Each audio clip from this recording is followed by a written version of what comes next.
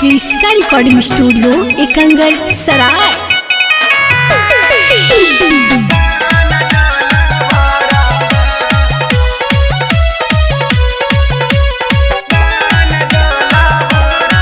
Presented by Kriska films. आगे आई गलत जसवी के सरकारवा आगे छौड़ी बन जोला भरवा आगे ललटेन बरला की घरा घरवा आगे छौड़ी बन जोला भरवा गे छौड़ी आई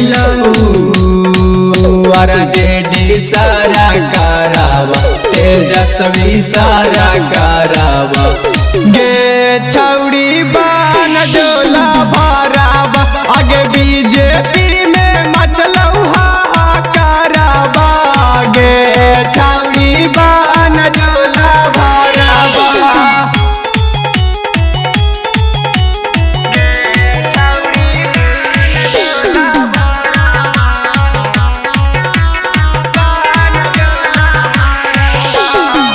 जहिया से आई लौहे मोदी सरकार आगे पूरा युवा सबके कैल कऊ बेरोजगार आगे जहिया से आई लौहे मोदी सरकार आगे पूरा युवा सबके कैल कऊ बेरोजगार आगे गे छौड़ी डारा हटौ बीजेपी सरकारवा आगे बीजेपी सरकारवा गे छौड़ी बन जोला भरावा आगे आई गलत जसवी के सरकारवा गे छौड़ी बन जोला भरावा ललटेन बरला की घरा घरवा गे छौड़ी बन जोला भरावा।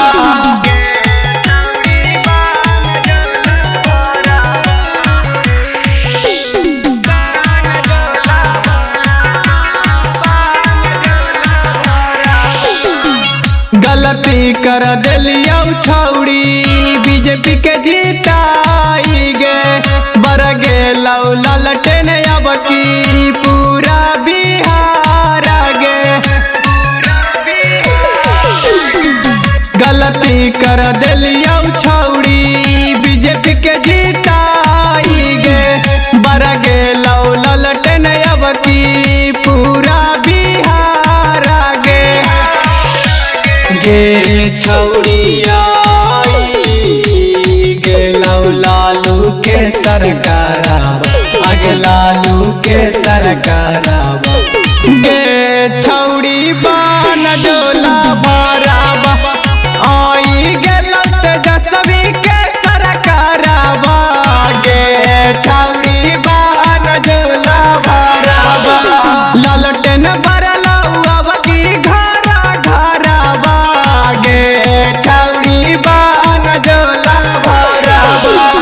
क्रिस्का रिकॉर्डिंग स्टूडियो एकंगर सराय।